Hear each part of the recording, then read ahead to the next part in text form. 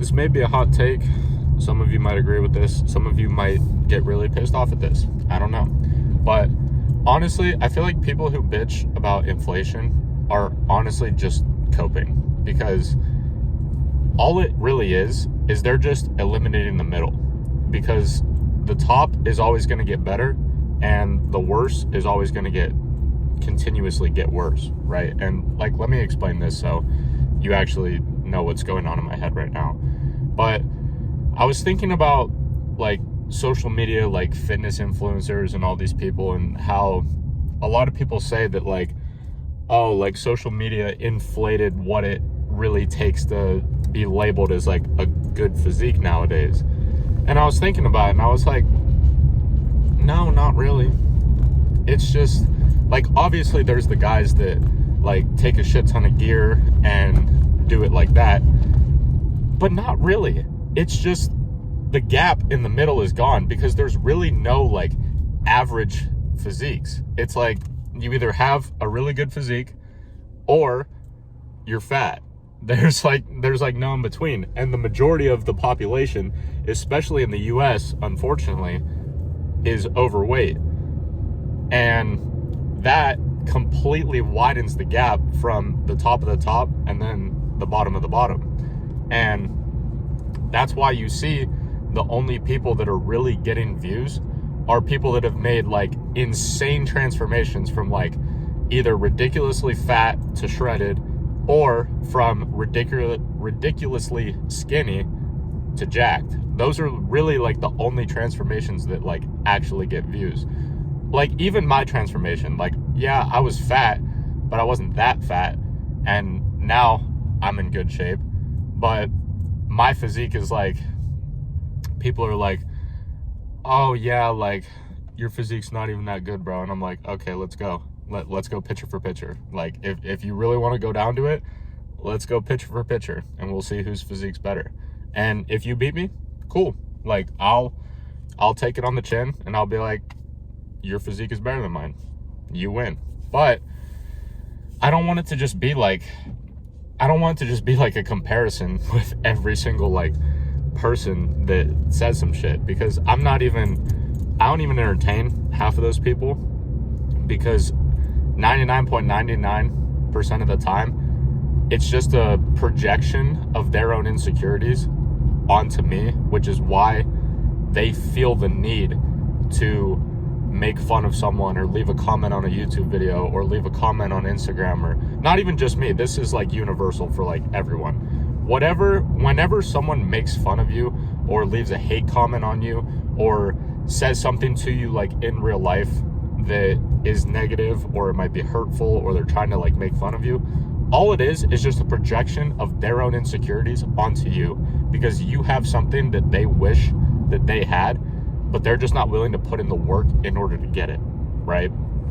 And that's honestly how it goes.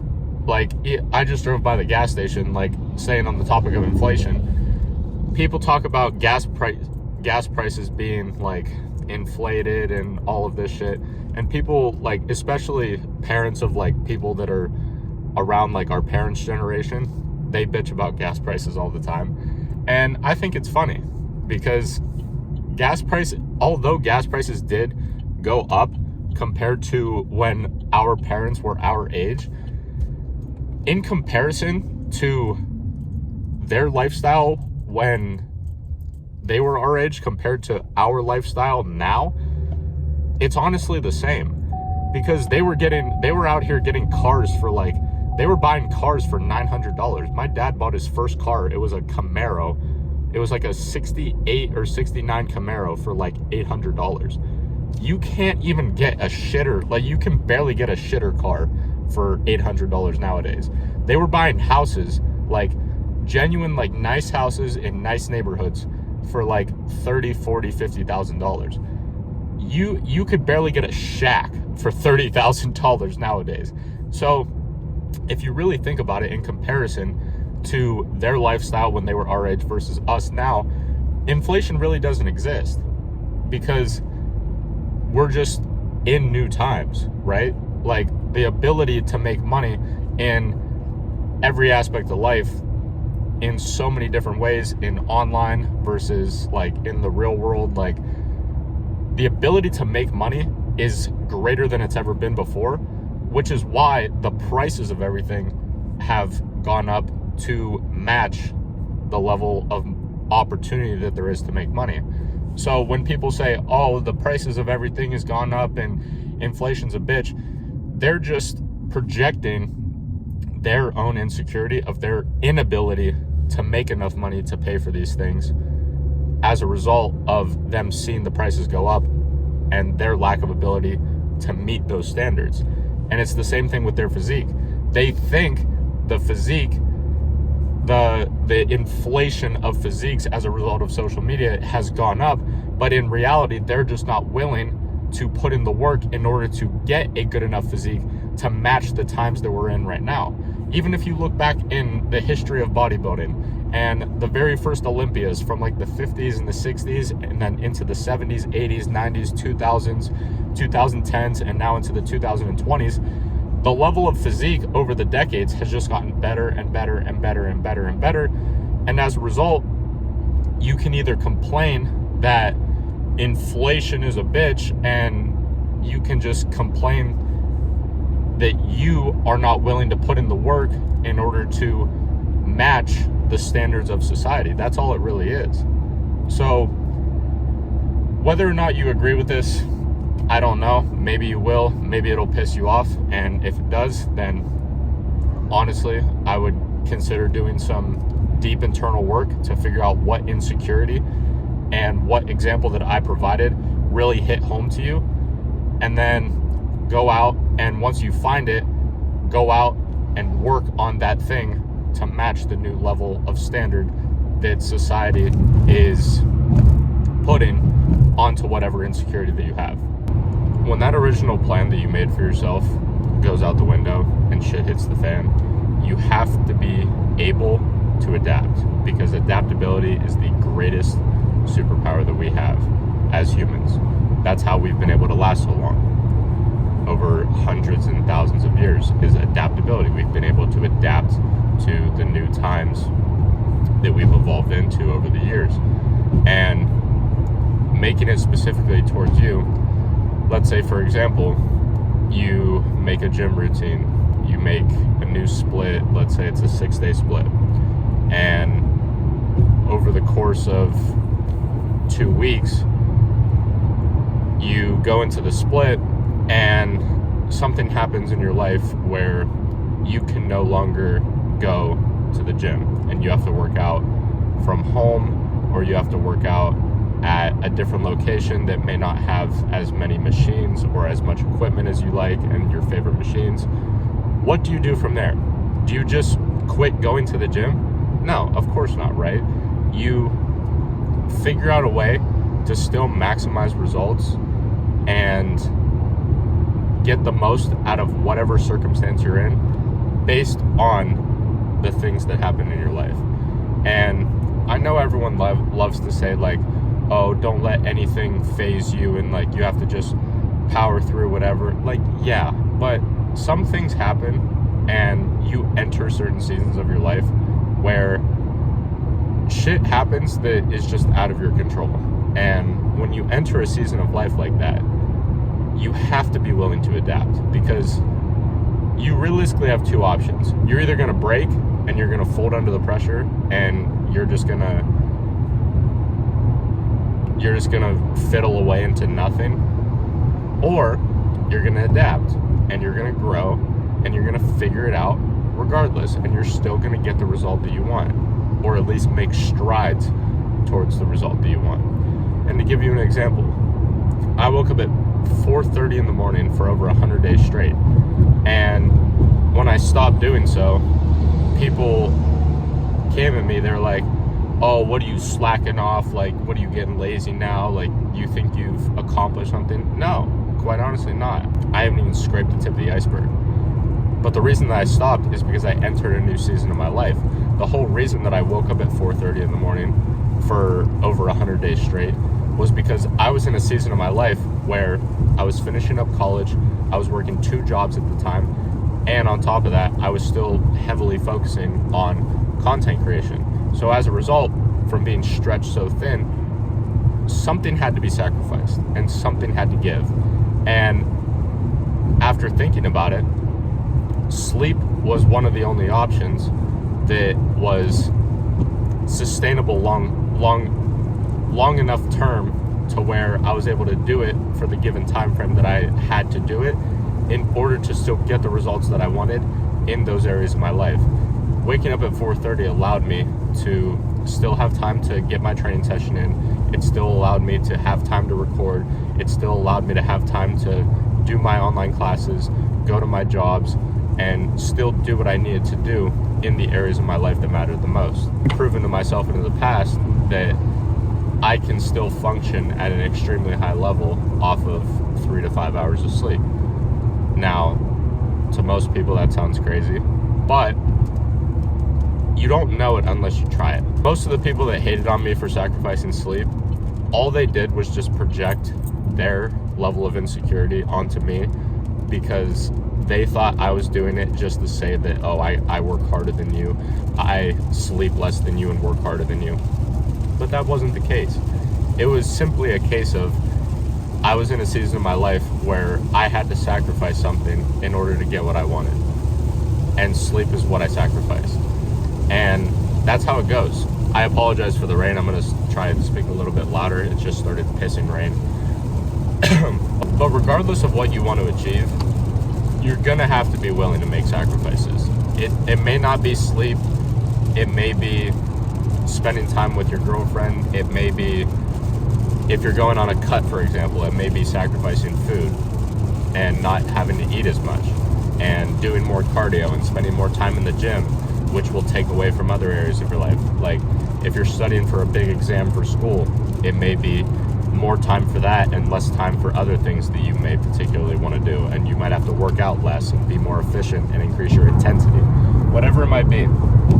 Anything that you want to achieve, you have to be willing to adapt and you have to be willing to make sacrifices. Because if you're not, you're never going to be able to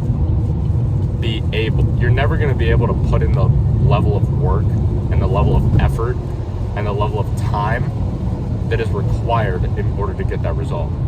Now, I'm a bit hesitant on saying time because the amount of time spent on a given thing is not always going to result in the result that you want. Because what we see in the world nowadays is a lot of people claim that they work like, oh, I work 10 hours a day, I work 12 hours a day on this thing, and you look at the results that they have to show for it, and the results that they have compared to the level of time that they claim to put in, it doesn't match. And why is that? It's because quality of work is always going to be quantity of work. But with that being said, when you're first starting out, quantity is more important than quality because quantity is how you get to the quality. For example, when you first start going to the gym, I highly recommend every person, if you are just starting out in the gym, go in there for 3 hours and literally just go around every single machine. Try every single machine. See which one feels the best. See which one stimulates that particular muscle the best for you. Because whatever someone else tells you may not be what works best for you. So for the first 2 weeks at the gym, just do laps around the gym, trying every single machine. You don't even have to have a plan. Just spend a solid hour and a half, 2 hours, 2.5 hours, 3 hours a day, just going in there and write down in your notes on your phone. And then from there, that's when you can build your own routine, and it will be tailored around the machines that work best for you, instead of just buying some $47 PDF from exit left these gay online fitness coaches that just want to profit off of you as much as possible. But with that being said, with my one-on-one fitness coaching, I'm not just selling you workouts and a nutrition plan like 99% of these people. I'm selling you the implementation of it, because the information is already out there. It is going to be very rare that you buy something that is going to be completely new information that you've never heard before, that is going to be completely life-changing and change your life, and it's going to give you the result that you want in the 30 days or 60 days or 90 days that they proclaim. But what's different are the ones that sell you the implementation, how to actually implement the things that you inherently already know, but make them consistent daily habits in your life, to where if you struggle with consistency going to the gym, I can help you with that. If you struggle with cheating on your diet, I can help you not do that anymore.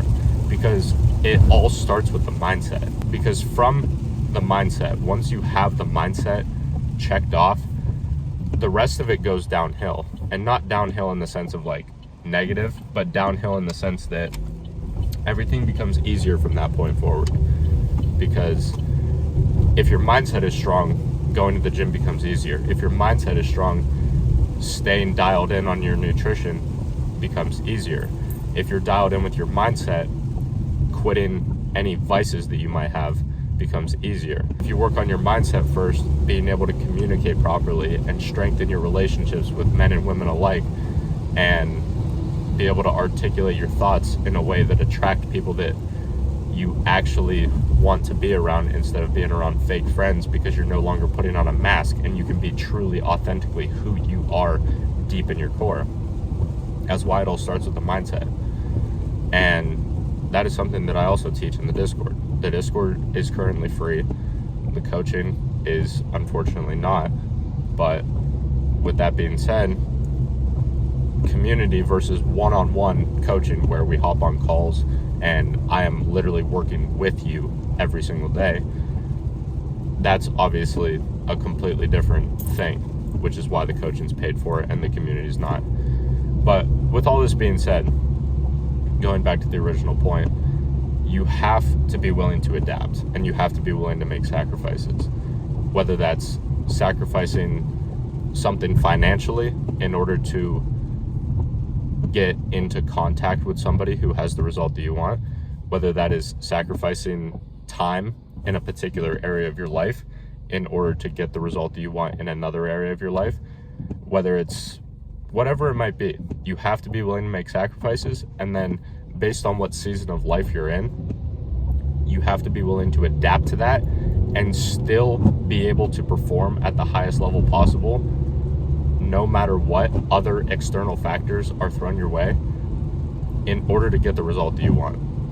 I'm 24 years old. I own my own supplement store. I have a better physique than 99% of the people I talk to. I'm in a relationship with the woman of my dreams for over 6 years now, and I'm currently making more money than I've ever made before in my life. And I'm not saying that from an egotistical perspective. I'm saying it from the lesson of this video, which is how you do one thing is how you do everything. Too much kick to it. But yeah, the lesson is how you do one thing is how you do everything. And you've probably heard this quote before. It's been recycled in your head so many times that you almost kind of just disregard them, like some of these like repeated quotes that are repeated so often. But it's extremely valuable. Some of these quotes that are they've become so cliche nowadays, and they're repeated so many times that they just go right over our heads. But if you actually apply some of them into your life, it will literally exponentially improve your life in every single aspect of your life, almost instantaneously. And ever since I started applying the principle of how I do one thing is how I do everything, literally every single aspect of my life got significantly better to the outside world, what seemed like overnight. But it was a combination of weeks and months and coming up on a year now of applying this principle. And what the principle is, it's pretty self-explanatory, but to give you a quick, I guess, Spark Notes version of it, it's that you treat every single aspect of your life, no matter how little or no matter how big, like it is the most important thing to you in the world. For example, with this supplement store, I started off working as a sales rep for the first month of the company. And when I first started, I was making little to no money at all.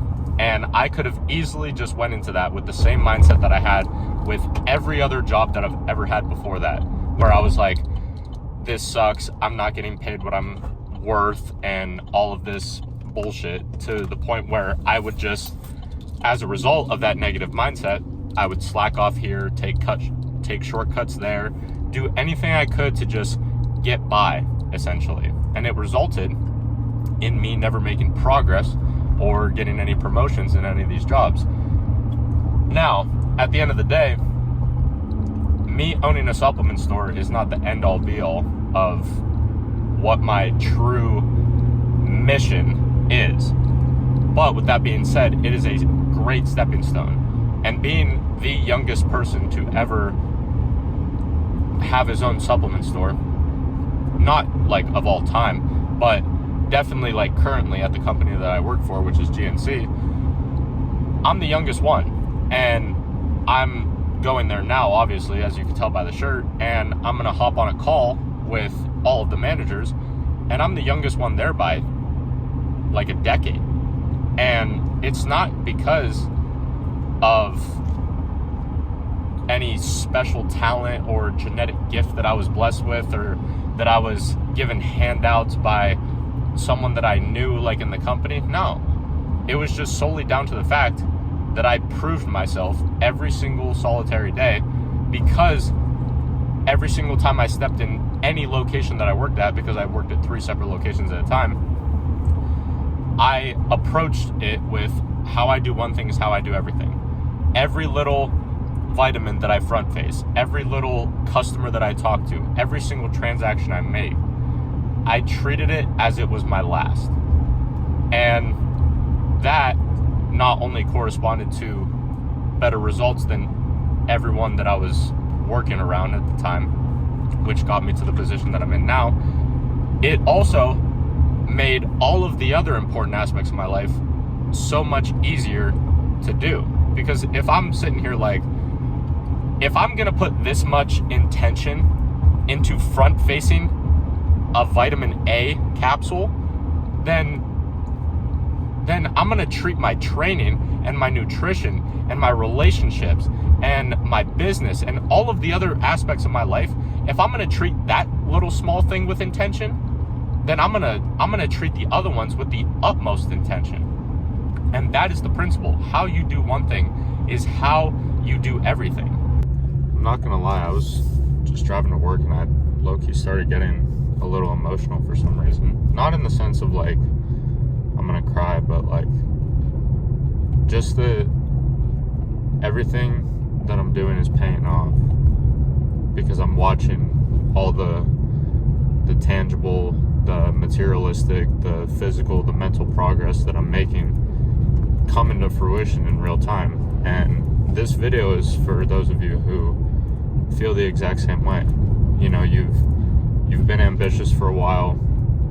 You've always knew that you were meant for more. And for the longest time, it was like, no matter how hard you worked, no matter what you did, no matter how much effort you put in, no matter how much sacrifice you made, you never felt like you could reach out and touch the results that you always wanted yet. But until now, like, now is the time that I feel it. Like, for the first time ever since I was a little kid, I always felt like I was meant for more, but I felt like it was just so far away. And it's like it hit me all at once as I'm driving to work. I'm the youngest store owner. I'm the fastest to get my own store. I'm managing 5 different employees right now. It's been a lot, and it's been a lot to handle in such a short amount of time. I've only been working for this company I just hit the 2-month mark. But it's worth it, you know? And it's not even just that. It's everything outside of the job as well. Because not only am I working open to close every single day, but on top of that, I still have my training, I still have my nutrition, I still have all my other obligations that I have outside of just the job that I go to, clock in and clock out. When I clock out, I have a whole nother thing that I have to essentially clock back into.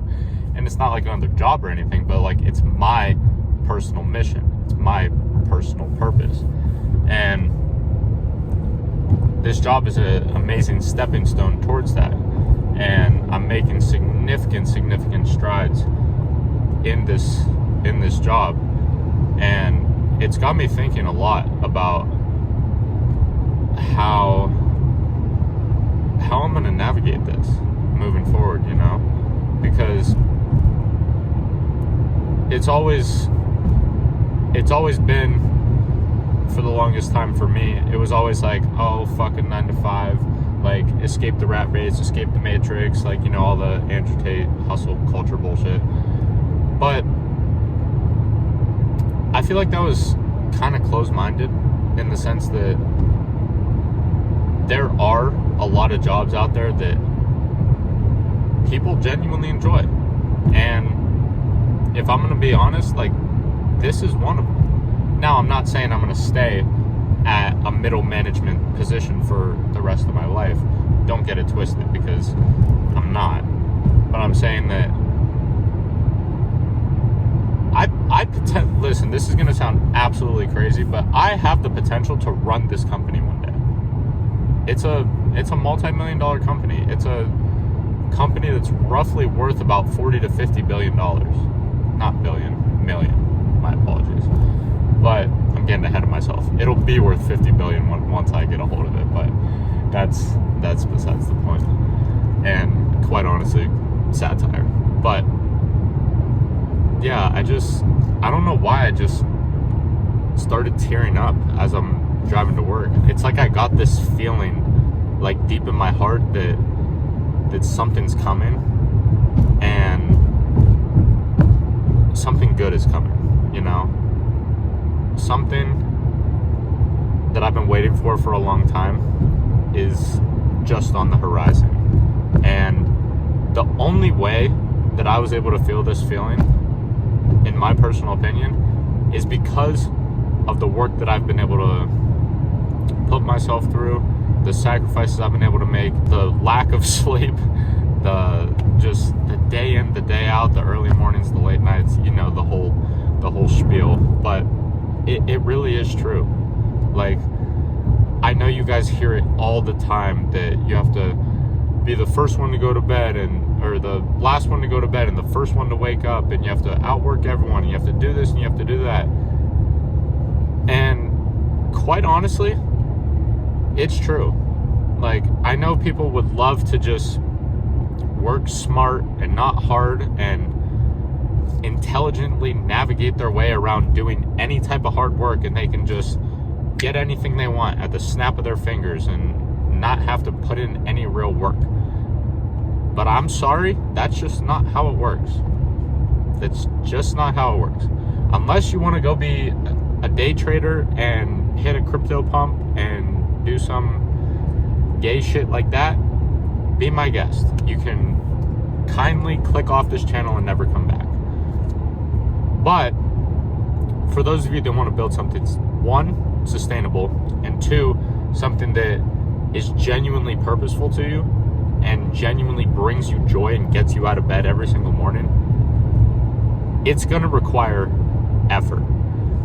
And honestly, like, as a side note, if it's something that's purposeful to you and it's something that you genuinely enjoy, it shouldn't even feel like effort. It shouldn't even feel like hard work. You should just want to do it. Like, all the other store owners that I talk to, they're like, oh yeah, like, I can't wait until I get this day off. I can't wait until I can get some time off. And I'm just like, I work more than all of you, and I'm fucking rearing to go every single day. Like yeah, I'm a decade younger than most of them, and fucking half of them, their libido's out the window. But that's besides the point. Like, that's why I'm always gonna win in the long run, is because I enjoy it. The thing that I enjoy is the thing that they hate the most. And that's a dangerous game to play for them, because on a long enough time frame, I'm gonna smash you. And that is exactly how I've been able to smash every single sales record at every single store that I've been to leading up to this point, which has gotten me to the position that I'm in. Not too many people can say now listen, I understand that you guys see the people online, the 17-year-old millionaire, whatever. Like, I'm not saying this from a position that like, oh, I am so much better than you. I'm just saying that from where I started from, like the subhuman level of a man that I started at, I wasn't even a man. I was like I was the scum of the earth, basically. Like, addicted to every possible vice you can imagine. At my heaviest, I was 205, which doesn't sound like a lot, but I was 5'7", and the fat was in all the wrong places. And I'm telling you, like, starting at that level just 2 to 3 years ago, and then fast forward to today, it's like night and day. It's like I don't even, and not even like two to 3 years ago, like even the version of me like 3 months ago, I don't even recognize him. And I think that's how it should be for every single one of you guys. If you guys don't look back at the version of you last month, 2 months ago, 3 months ago, and if there's not a significant difference between the two in a good way, then you're not doing something right. You either have to pick it up or you have to change something. You either have to put it into overdrive and live in the red line every single day and give it your 100% in every aspect of your life, or you need to audit your day down to the minute and see how much time you're wasting and make a change and cut out all the things that are not conducive to the goals that you have rolling up inside your head. Even if you're not confident enough yet to speak out those goals into public and say them to your friends or say them to your family, even if you're not that confident yet, which I completely understand because I wasn't for the longest time either, if you're not confident yet enough to do that, I know you still have goals rolling around inside of your head. I know they're in there. And I know that there's some deep, dark-rooted desires that you have that you're not willing to tell anyone, but I know that they're in there because I have them too. But the only difference is that I lean into them, you lean away from them. You say, oh, well, what are people going to say about me if I go after this thing, if I chase after this thing, if I pursue this thing, if I give everything that I have into this thing, what are people going to say about me? I say, yeah. What are they going to say when I fucking pull it off? That's what I say. I say, what are they going to say when at the beginning, when I first start, for the first 1 to 2 years, everyone writes me off. Everyone writes me off. Everyone writes me off. Everyone calls me crazy, calls me psychotic, calls me fucking sociopathic for training 5 hours a day, doing all this shit, sleeping 3 to 5 hours a night, and working as hard as I humanly possibly can, pushing my body to the physical and mental limit every fucking day. They call me crazy for literally 2 years straight. Think about that. Everyone writes you off. Everyone that you know and everyone that you care about literally writes you off and says that you can't do it. I can count on one hand the amount of people that genuinely, I can tell you, believe me, and I don't need all 5 fingers. Quite honestly, I need one.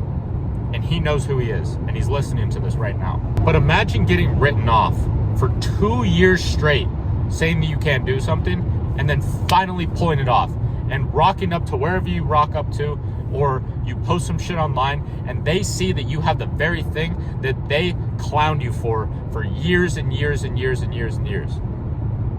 Not even saying that you're doing it in a way that is boastful, but in a way that portrays the message of success is the only revenge.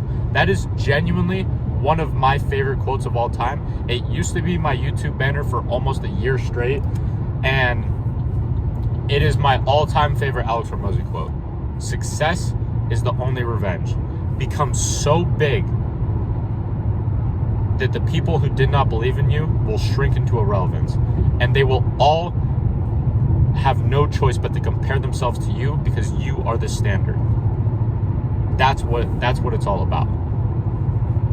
It's not doing it from a sense of ego. It's not doing it from a sense of ha ha ha, I told you so. It's doing it from a sense of watch me.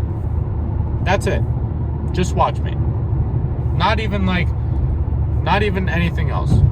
Just watch. You can say what you want. You can try to say that I'm going to burn out, or I'm doing all of this and running away from my past self out of past trauma or fear of running away. Of course I'm fucking running away from someone. I'm running away from that motherfucker that I used to be. I'm running away from the drug addict, porn addict, food addict, fucking alcoholic piece of shit that I was 4 years ago. I'm running away from that motherfucker. Of course I am. Why wouldn't I?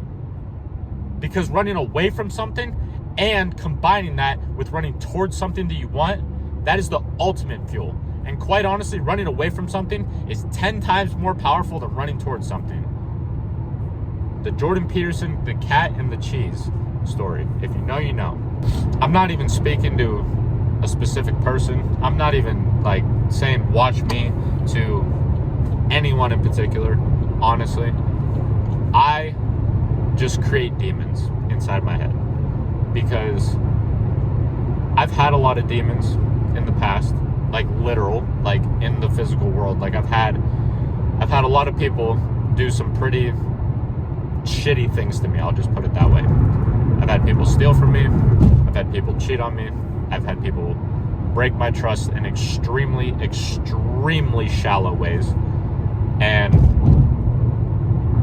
it's why I'm currently isolated, you know? Like I said before, I have very few people in my life in the sense of people that I trust. And it's hard to find, especially when you've been broken so many times.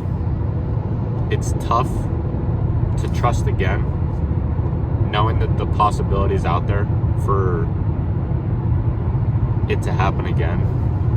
It's tough. That's why it's been so hard for me to kind of open up and let you guys in on some of this stuff, because I'm not gonna lie, I genuinely think I have trust issues. But with that being said, I don't think that's a bad thing necessarily, because I think trustworthiness is one of the core pillars that you should look for in a relationship.